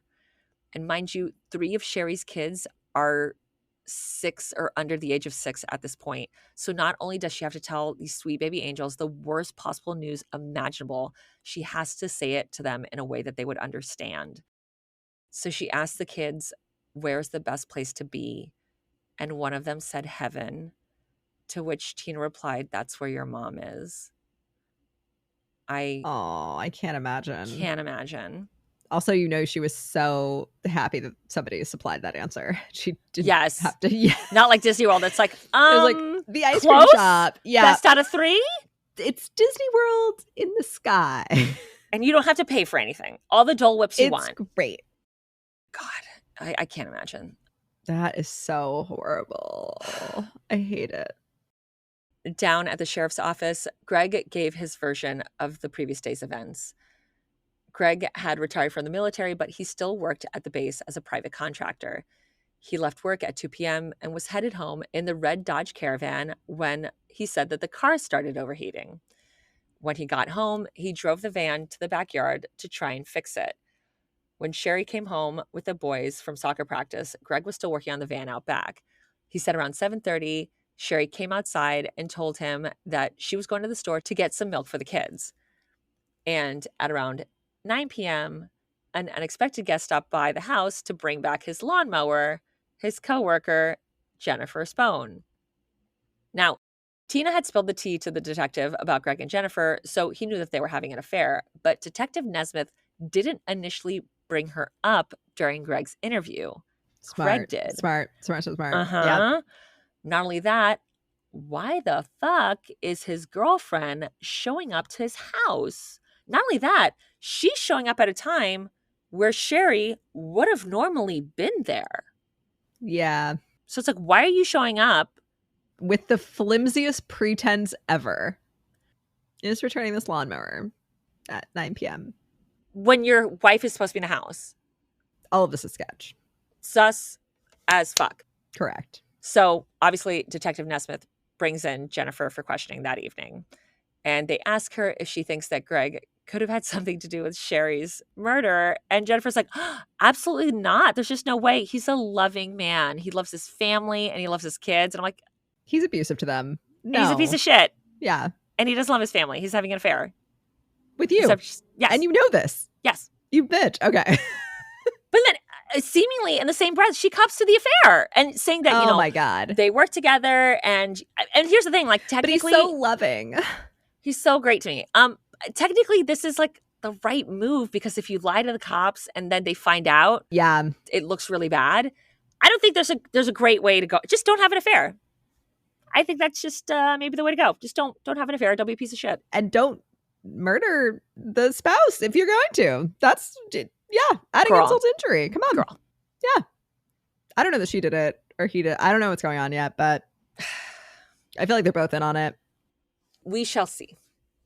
So she owns up to the affair, saying that they worked together and that they were both lonely, seeing as how Sherry was in Greece and Jennifer was going through a divorce and that they hit it off. And he asked her to babysit one night and that he kissed her and then they had sex. And it just kind of... The first night? Yep. Like right out the gate. No, I thought this was like, it was a year of like, okay, we're really hitting it off. Tensions are building. We're trying to Maybe, but basically as soon as she started babysitting, they started having sex. Okay.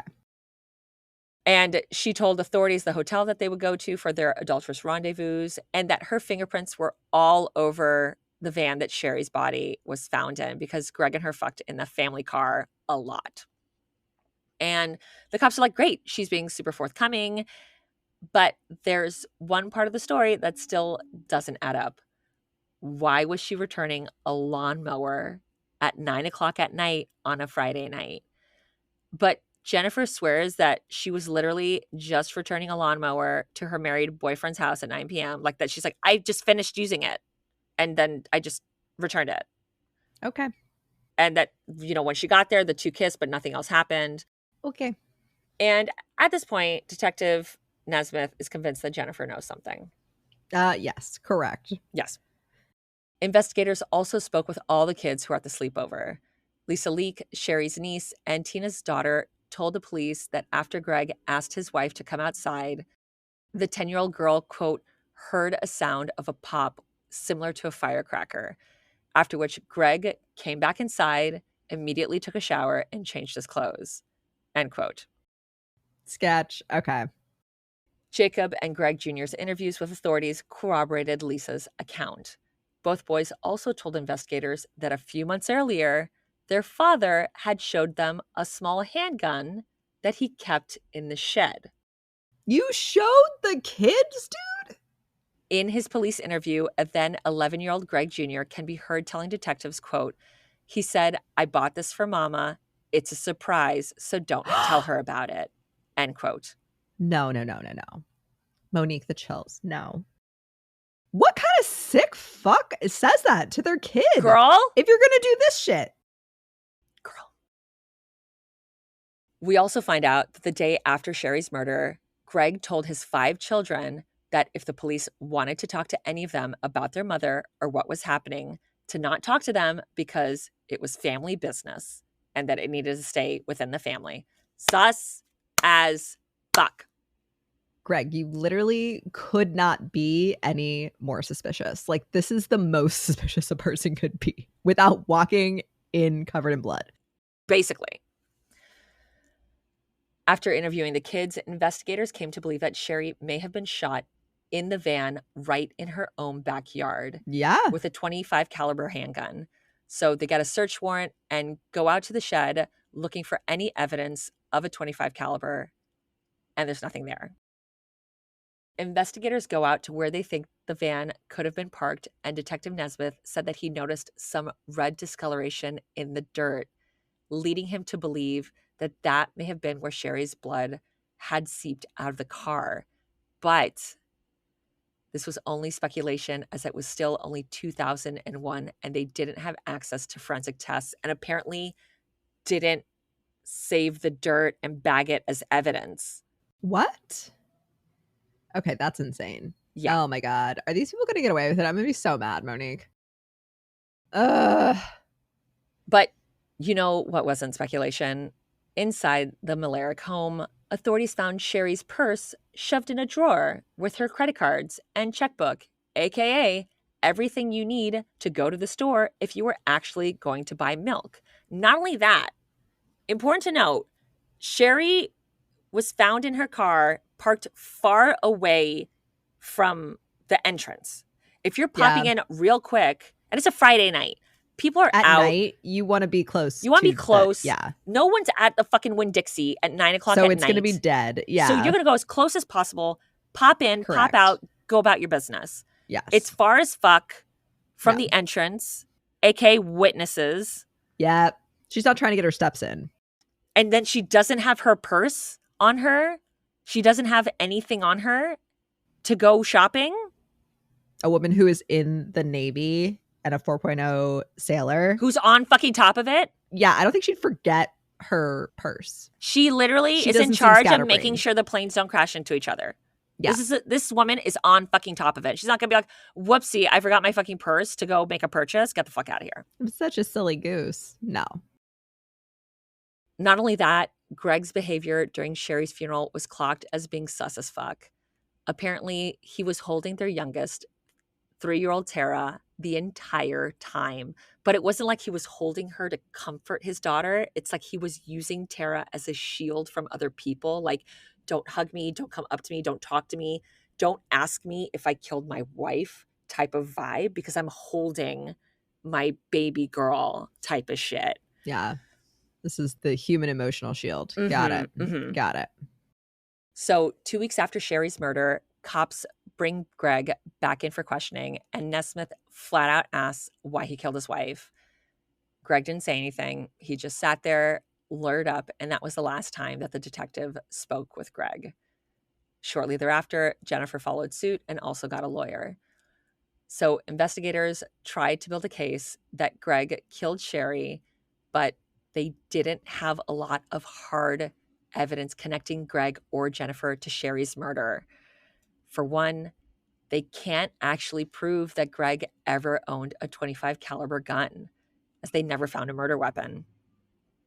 Also, he was supposedly home all night with the kids. So how did he get to the Winn-Dixie and back without being noticed? So the case basically comes to a standstill, with investigators hoping that maybe as time goes by, that Jennifer would flip on Greg, or maybe one of the kids would suddenly remember some important detail from that night, because otherwise the cops basically have nothing. Back in the Mallory home, Greg continued to deny any involvement in Sherry's death, but Sherry's family are all convinced that he did it. Tina said, quote, "There was never, ever, ever, ever any doubt in my mind who did it. I knew it was Greg, but Greg had the kids, and you just kind of dealt with it to keep the kids close." But it, the thought of that, mm-hmm, of having to just play nice with your who you know is your daughter's murdered your murderer, sister, or murdered your sister. Yeah. Yes, just to fucking see the kids. Oh, I hate it. I hate it so much. She goes on to say, but it didn't matter. He pulled the children from everyone, end quote. Shut the fuck up. The Mother's Day after the murder, Tina brought over balloons to the house for the kids, and Greg freaked the fuck out at her and threw her out of the house and told her to never come back. Apparently, he was upset with Tina because he believed that she had been reporting him for child abuse, which she claims she didn't. But given that he was absolutely at least abusing Jacob, maybe she did on the low and is smart enough to not go on the fucking record about it with Dateline. Yeah. And good. Fuck him. Yeah, you were. So where's the Where's lie? the fucking lie? Yes. After this, Greg cut the kids off from Sherry's family and the cousins that they were so close to, and they became completely estranged at that point. Jacob and Greg Jr., who, again, Greg Jr. is Greg's biological son, started to believe that Greg killed their mother. Little Greg. Mm-hmm. Okay, I love it. Which makes sense given Greg's violent temper. Jacob apparently was so scared of his stepfather that he took to sleeping with a knife under his bed to protect himself and his younger siblings. Can Stop. you fucking imagine? No. Despite the estrangement, it appears that Jacob found a way to speak with his aunts, uncles, grandparents, and even biological father about it. And they all wanted to adopt him and get him the fuck out of there. But Jacob said, quote, "At the end of the day, I couldn't leave my siblings. I felt like it was my responsibility to protect and care for them," end quote. So he stayed and dealt with his father's abuse to protect his father's abuse and his stepfather, who he believes murdered his mother, and being like, I can't abandon my siblings because he could probably kill them too. I can't imagine. This is heartbreaking. It's real bad. I'm sorry. It's horrible. The Mallory family offered $4,000 of their own money for a reward, in addition to the 1,000 Crime Stoppers reward for any information leading to an arrest and conviction. The reward was eventually increased to $10,000, but there were still no new leads. Greg and Jennifer continued dating, and she started coming back around the house all of the time now that Sherry was gone. And the kids fucking hated her guts because it seemed like she was trying to replace their mother. Like Tara, Ugh, like she would like go around, that's gross. like throwing out Sherry's stuff and like stop. And Tara recalled an incident when she was 3 or 4 where Greg was hugging both Jennifer and Tara, and Greg said something like, "My 2 favorite girls," and Tara said, "I thought Mom was one of your favorite girls." And apparently Jennifer did not like that one bit and stormed off in a huff. Get over yourself. off. Get some emotional maturity. Come on. Even if you murdered this person, at least play the fucking game. Yeah. I can't. I cannot. I hate them. Mm-hmm. I want to flip this table. Yeah. I want to burn it down. Yeah. It's awful. It's terrible. Why did you do this to me again? I'm sorry. I'm God sorry. Damn it. No, I feel bad. I'm not. I I'm get it. guilting you. I'm I sorry. understand. No, it's awful. And it's I one of love those you. that I didn't realize how awful it was going to be until I was like Oh too no, far I know gone. that game. I know that game. I've played that game many a time, Girl, Monique. girl. In 2010, 8 years after Sherry's murder, Jennifer and her 2 children move in with Greg. I'm gonna scream. And immediately Jennifer gets rid of all of Sherry's things, pictures of Sherry, like she gets rid of her shit. Like throws it out or Yeah. just puts it like, what a bitch. At least put it in storage if you don't want to see Girl, it. coming in with like major evil stepmom vibes. But luckily for the kids, that doesn't last long. And she's out of there after like 3 fucking months. I love it. Tara said, quote, "I did think a couple of times that Jennifer wanted to replace my mom. And when she moved out, I thought, good," end quote. Now, important to note that even though she moved out, Jennifer and Greg continued to date.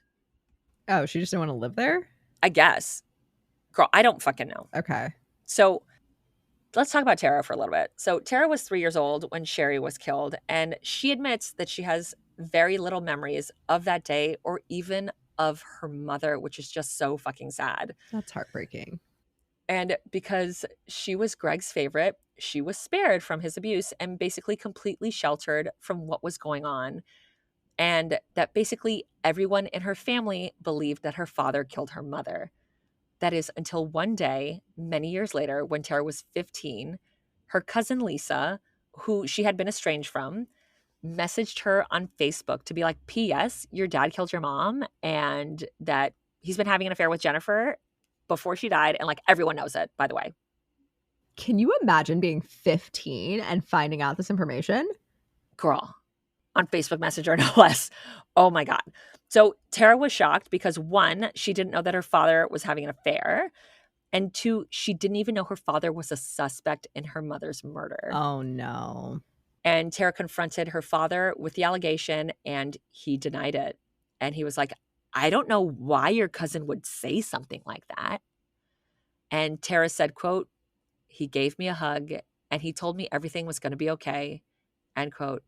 And Tara believed him. And I like get it because she can't lose 2 parents. Yeah. Like I get it, but also, and I understand denial's a hell of a drug, but you need to wake the fuck up. I would at least start asking some questions of like Facts. my older siblings and be like, "Hey, I heard this crazy thing from our cousin. What's the deal with that?" And even Jacob, who fully believes that Greg murdered his mother, stays in contact with his stepfather so that he can still have access to his younger siblings who still live with him. This Cannot is so fucked up, dude. Imagine the psychological trauma of that. Girl. In 2015, Jacob got married and he fucking invited Greg so that he would be able to have his siblings at his wedding. And there's even pictures of like that bullshit picture of like him like fixing the tie of the groom type of shit. I'd be like, get your motherfucking hands the fuck away from me. No. I mean, I honestly thought the story was going to end in like a double murder because I thought like one of these kids would be like, "No, we're revenge. We're taking care of business here." Girl.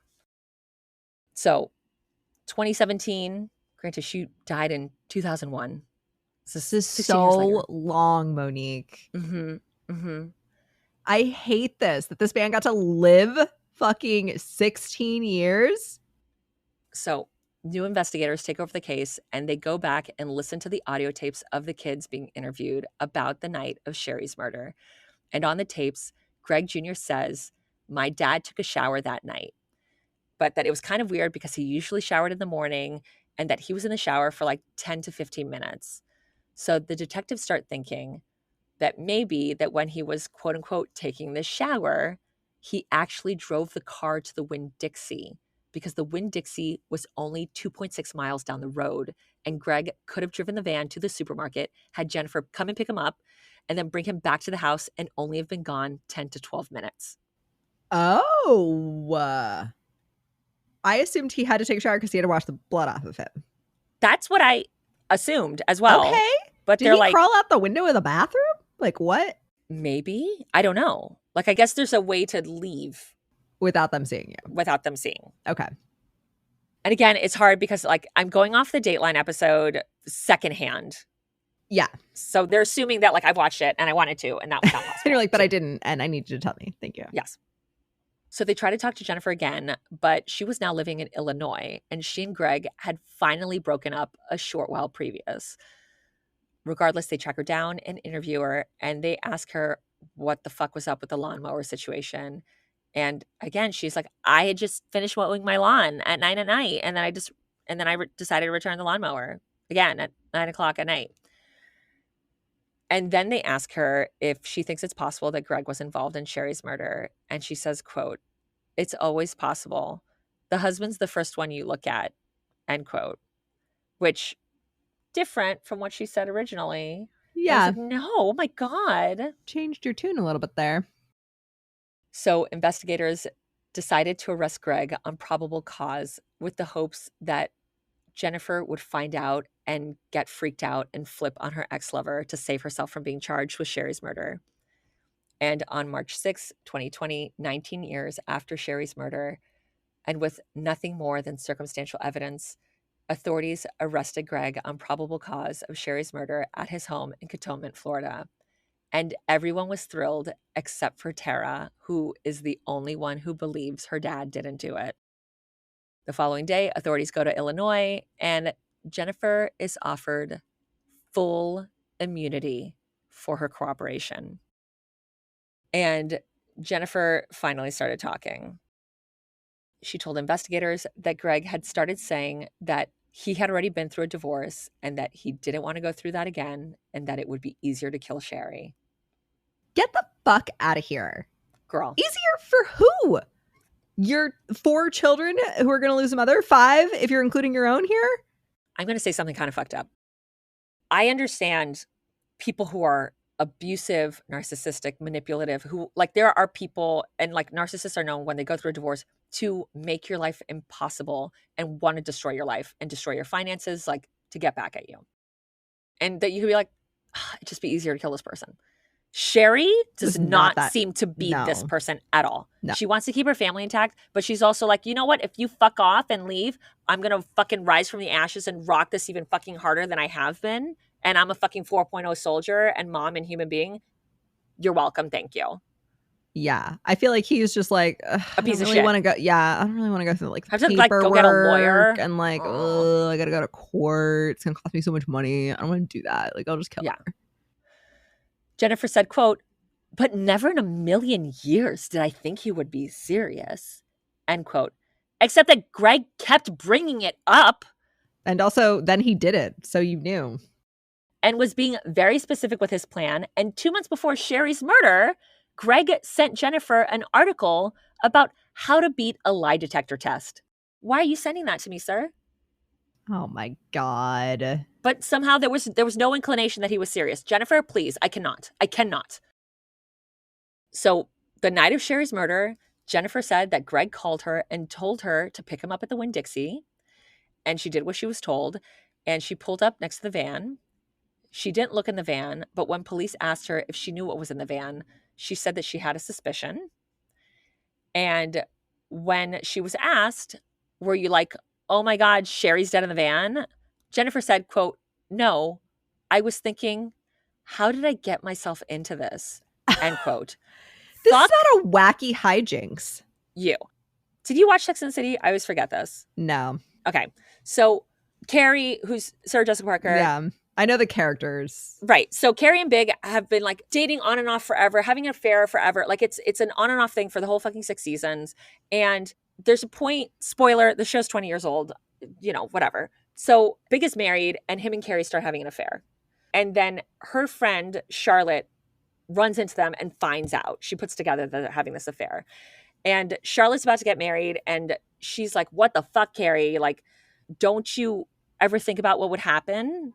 Like, don't you ever think about this? And she's like, I think about this all the time. She's like, no, you don't. You think about what would happen to you if she found out. You don't think about what would happen to her if she found out her fucking husband is having an affair. Like, she's like, how would you feel? Like, if my soon-to-be husband did this to me, how the fuck would you feel? She's like, I'd kill him. It's like, right, but you're a selfish bitch and you're making this about you. Jennifer is a selfish bitch making this about her, not being like, holy fuck, my boyfriend just murdered his fucking wife. Not being like, how did I get myself into this? Are you fucking serious, Jennifer? I cannot. Also, my immediate thought would be like, okay, if he's capable of murdering her, he's capable of murdering me. So, I don't understand why no one puts this together ever. What? Jennifer, get out of here. I don't understand if you're like, I knew my boyfriend killed his wife. And then I'm like, you know what sounds great? I'm going to move in with him and bring my 2 children into the situation. No. With this fucking murderer. I cannot. So she pulls up and she says that Greg, who was wearing a wig, which I don't even know how that's possible with the like fucking lion mane that he has, got out of the van and into Jennifer's car, and he told her to drive home and not to speed to not cause any suspicion, and that he lowered the window and tossed the wig out the window on the ride back. She took him home. He got out of the car and went to the back of the house and told her to wait a few minutes and then knock on the door, you know, to establish an alibi and be like, I was in the shower like the whole time. So she did that, and the kids answered. Greg came out with Greg Jr. and they got the lawnmower. She stood outside and talked with him for a few minutes. They shared a kiss, and she got back in her car and left.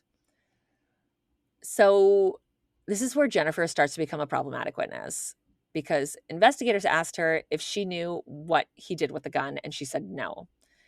However, during her deposition, when the prosecutors asked her, quote, is there anything else in this case you haven't told me that you think is really important? End quote. It, like talking to her like she's 4 fucking years old. Nudge, nudge, wink, wink. She told the prosecutor that she got rid of the gun. Jennifer. She said that Greg had given her a bag of stuff to get rid of, which she threw it over the side of a bridge into the river, and that in addition to a bunch of clothes, which I'm guessing were like Greg's like bloody clothes. Yeah.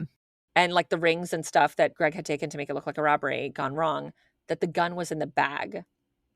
And authorities searched the river for the murder weapon, but it's 19 years later, so they don't find anything, obviously. With Jennifer's statement, Greg's charges were upgraded from second to first degree murder, and he was released on $400,000 bond.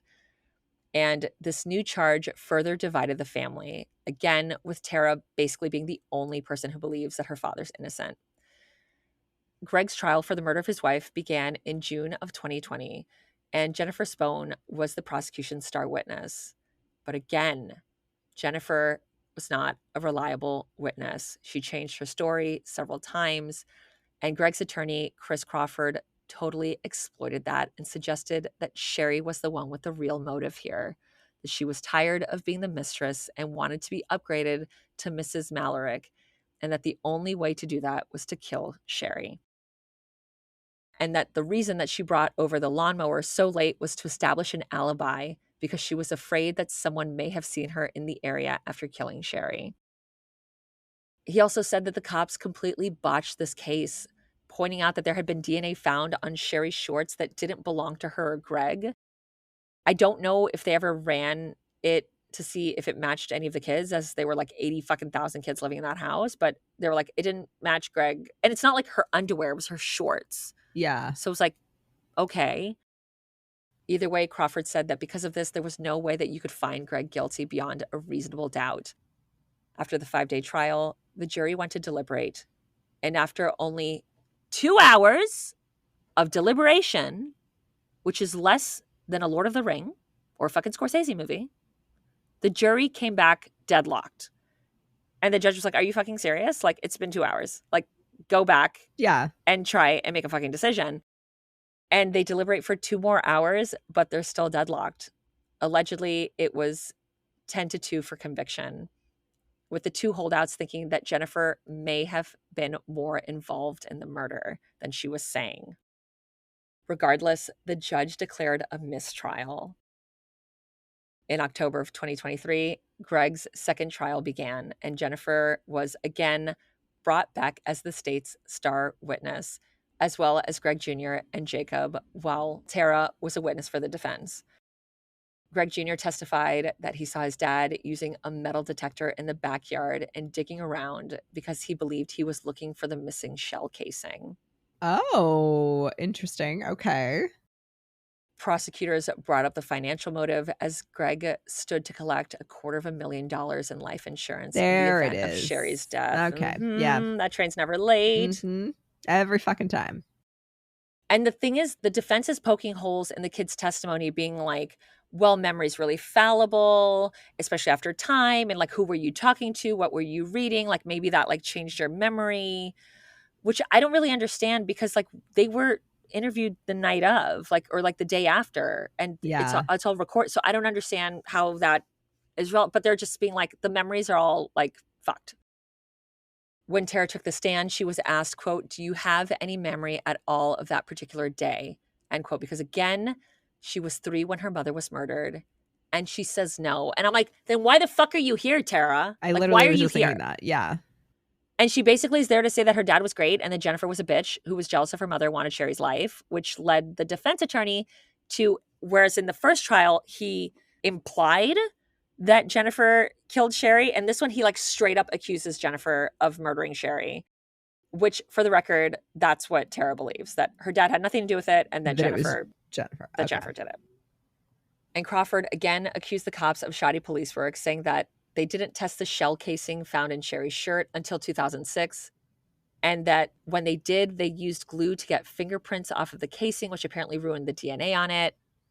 And then there was like the Winn-Dixie employee was brought on the stand. And I couldn't find out if he was a state's witness or a defense witness, but he claimed that, you know, he heard people arguing in the van saying, "Oh, it's you. Why don't you leave us alone?" And then heard a pop pop sound, except he never said anything about hearing a pop sound when he was originally interviewed 20 years earlier. And that not only that, you know, now this fucks with the state's version of events, right? Because they're saying that Greg murdered Sherry in the backyard and then he drove to the Winn-Dixie to like, you know, basically place her body there. Whereas this dude is saying that all of this happened at the Winn-Dixie and that the gunshots were coming from the minivan in the Winn-Dixie parking lot. What the fuck? So it's like completely fucking with like the state's case. And then there's a whole thing about like originally he said he couldn't make out the faces and then he said he could, that it wasn't Greg. And it's like, how the fuck do you know? Like it's This is why you can't bring people back after like almost 20 years to get their witness testimony. I feel like you got to go with what they said originally. right. And this is 2023 at this point. So Oh this is my 22 God. years after all Yeah. this shit has gone down. And not only that, Jennifer didn't come across as great on the stand. One juror said, quote, "Jennifer was short with her answers, emotionless. It felt scripted," end quote. Oh no. After another 5-day trial, the jury deliberated, this time for almost 8 hours. So like two Lord of the Rings. And this time they had a verdict. On October 12th, 2023, Greg Malarick was found not guilty of Sherry's murder. Ultimately, the jury didn't believe Jennifer to be a credible witness, and the physical evidence just wasn't there.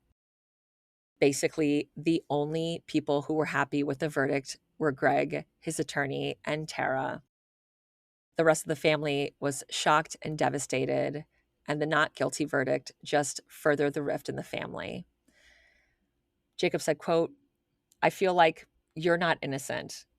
You were found not guilty. There's a difference. I know what he did, and I believe that that's what he did," end quote.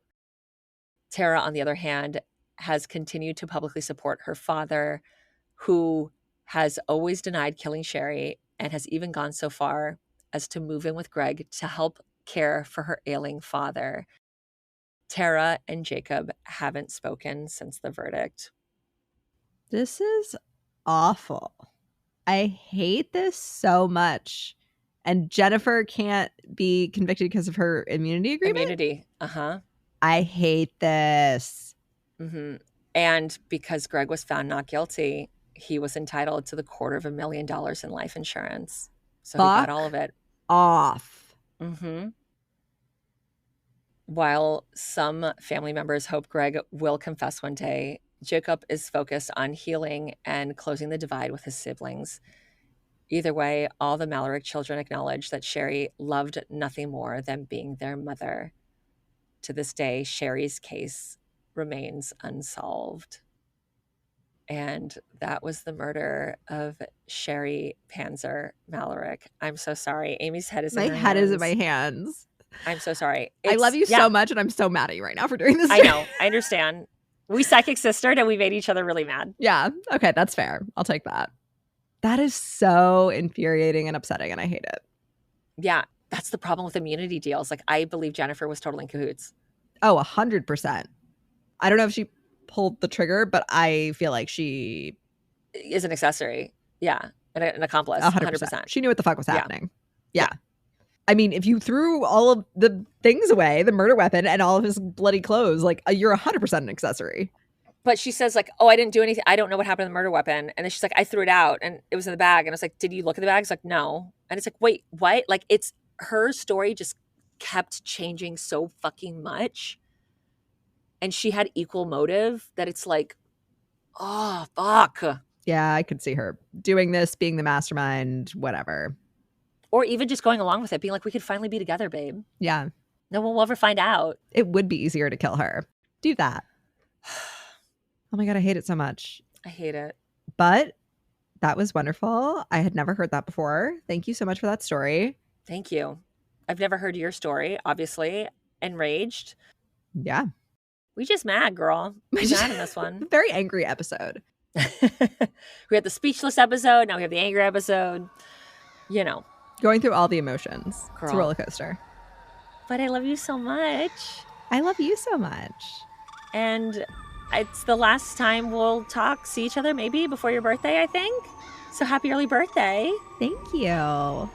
You're the best. I love you. You're amazing. Thank you for existing. Thank you. You're the best. You're amazing. Thank you for existing.